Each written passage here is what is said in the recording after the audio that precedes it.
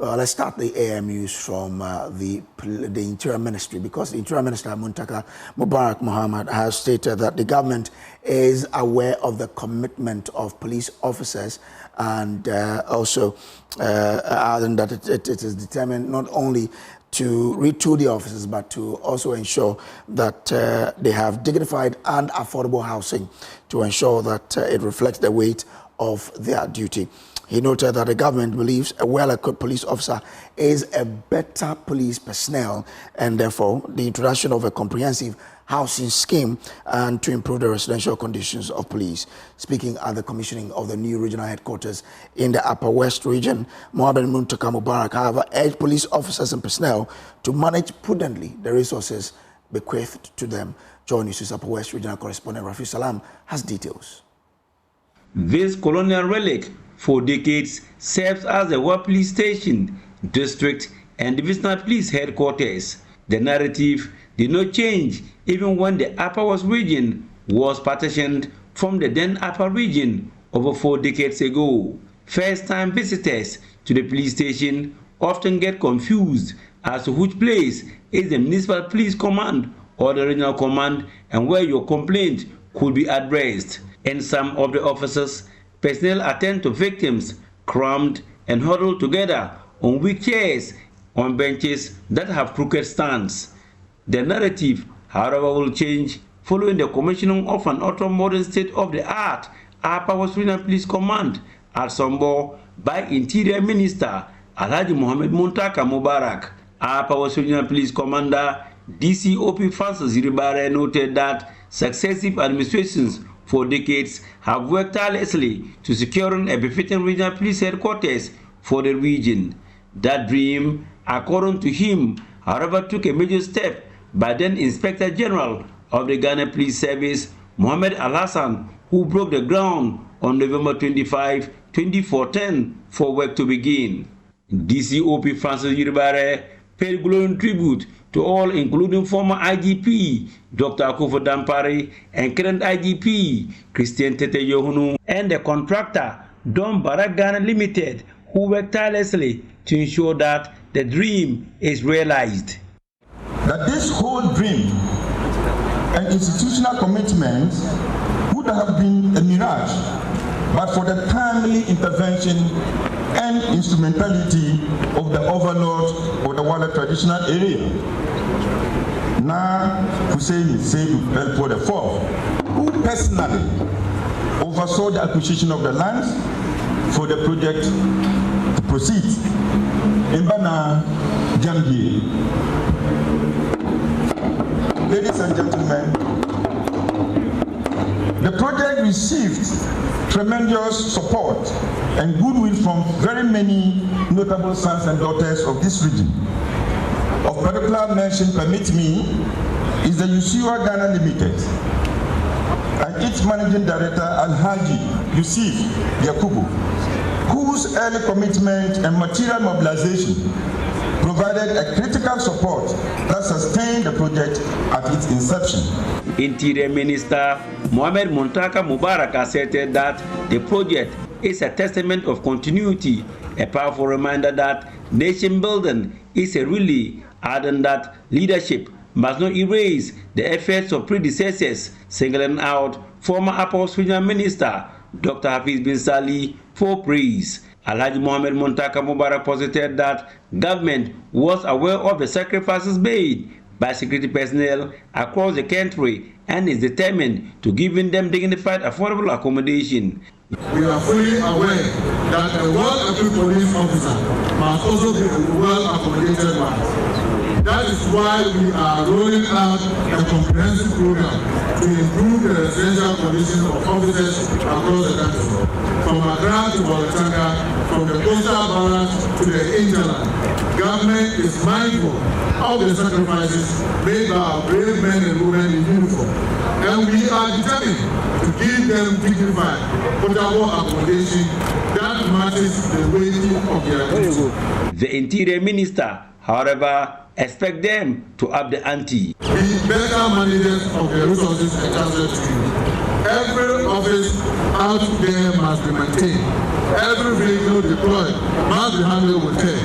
Every communication device, every piece of equipment, every facility, including this beautiful edifice, must be protected, preserved, and used efficiently.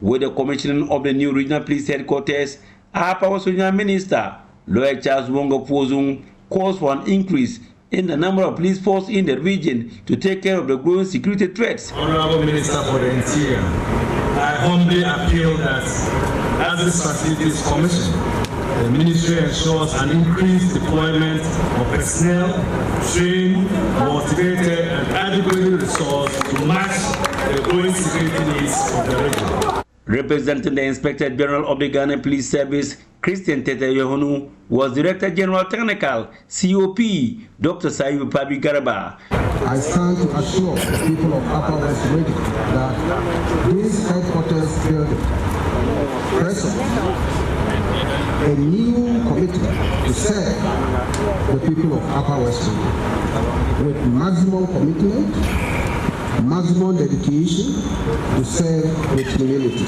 Reporting for J News, Rafiq Salam. Wow.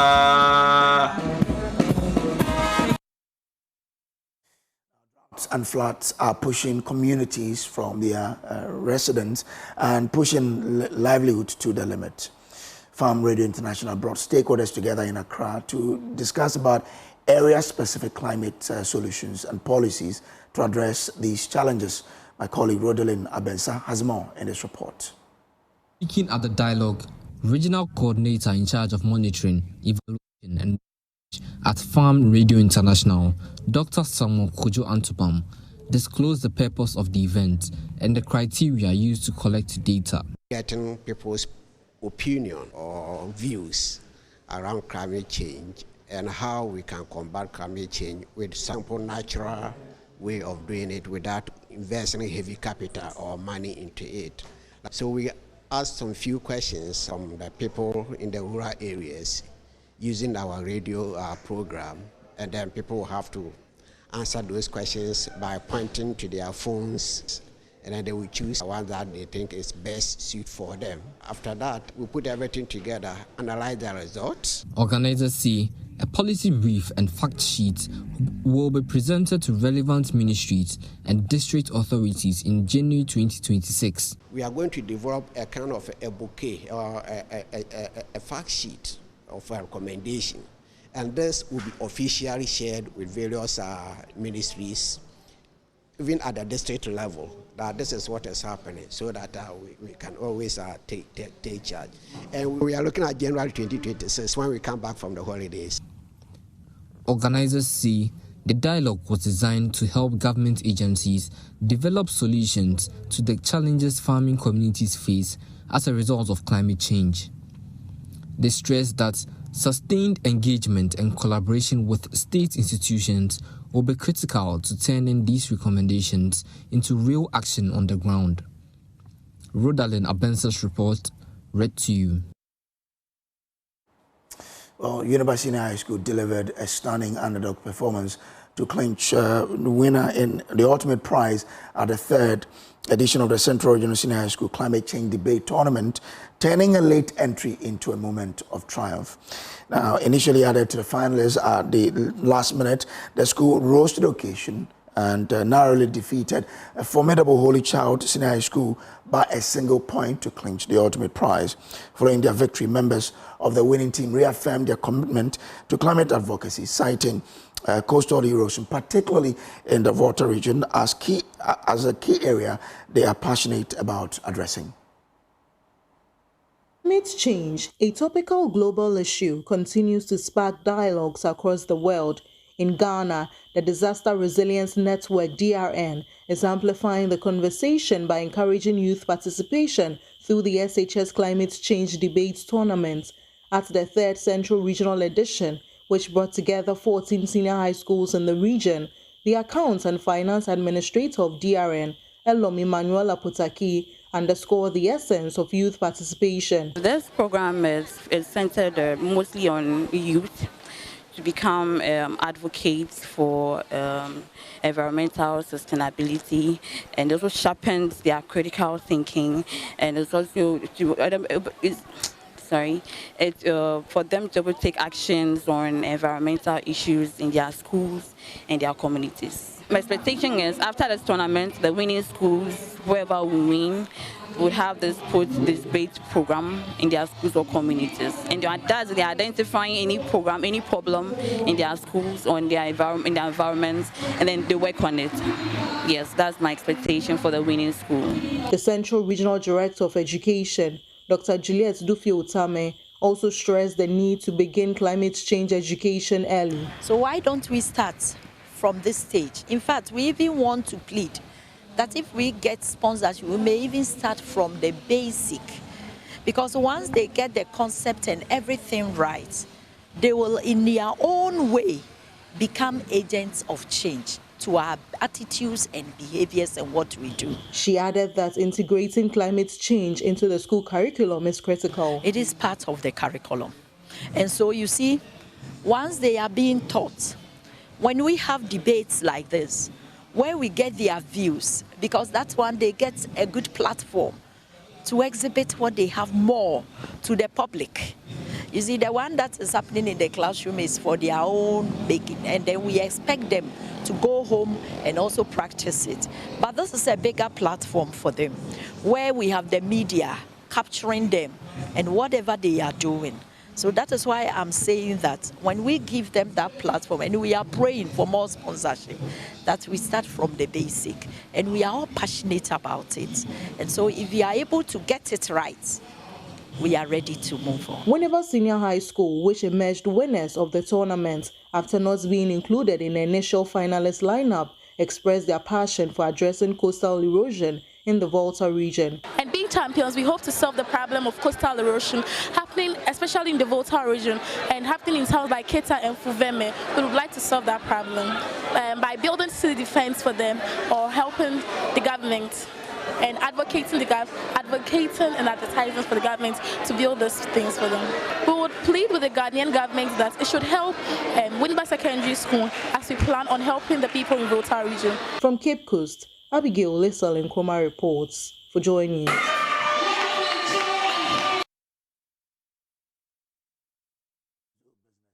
Update on the AM News now. We're starting with what's happening on the currency market.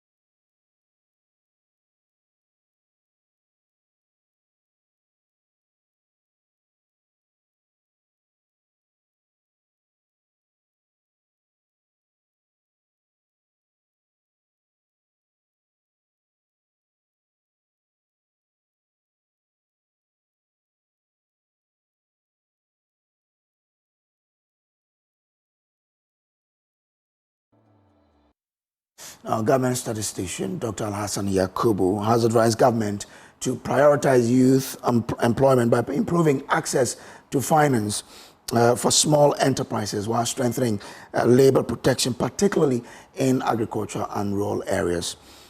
His caution comes on the back of the release of the Q1 to Q3 of 2025 young people of 2025 labor force statistics, which revealed that unemployment among young people aged between 15 to 24 is still high, with around 34.4% in Q3 of 2025.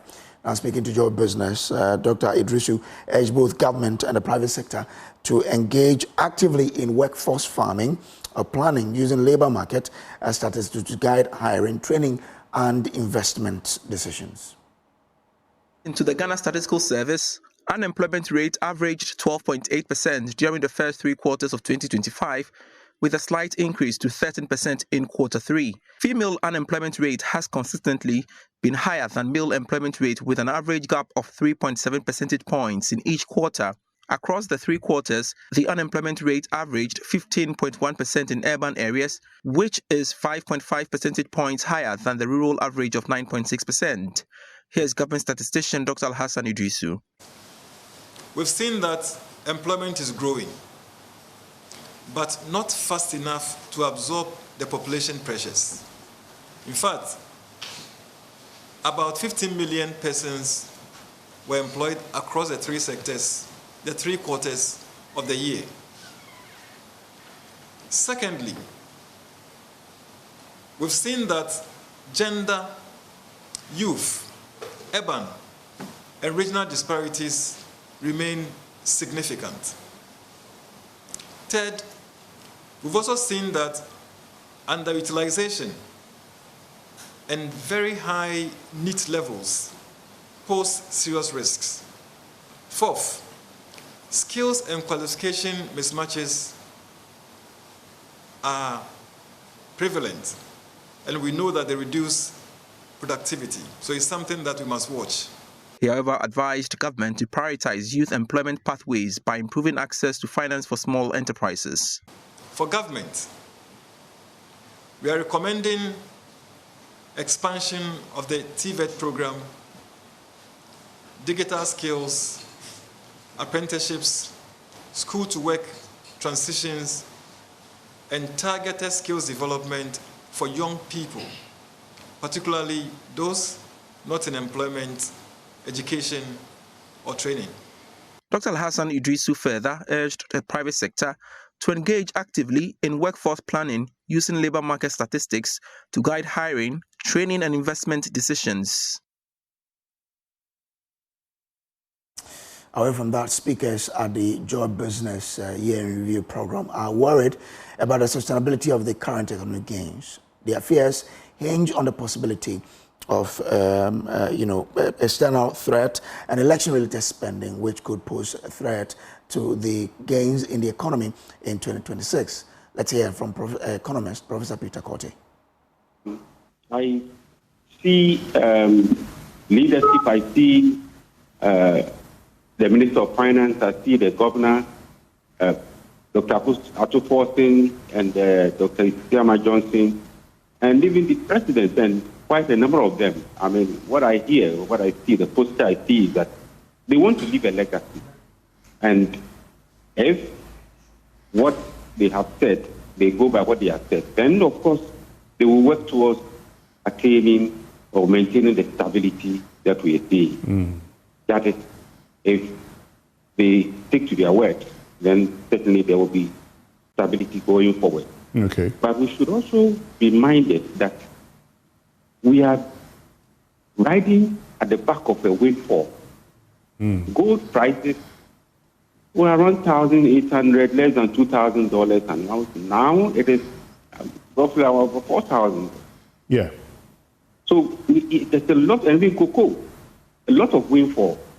And if we intentionally invest this wisely, all this windfall are invested wisely, then there's going to be sustainability. But if we don't, we all know what happens when commodity prices tumble. It crashes the economy. So the point is that we are riding at the back of a windfall, of course, with some good governance. But let's ensure that we invest these resources carefully. Okay. My other concern is our usual behavior, the political business cycle. Now we are not close to elections. Close to 2028, are we going to see the same behavior? Are we going to see leadership who wants to leave a legacy, or leadership that wants to win elections? So those, for me, are the points that we need to balance carefully. I cannot give you an answer whether leadership will change its behavior, but we should be careful and rather think about leaving a legacy. And once you leave a good legacy, people will vote for you. And that's it in Business Update, and that's how we wrap up the AM News for today. There's more on myjournal.com. Up next is AM Sports.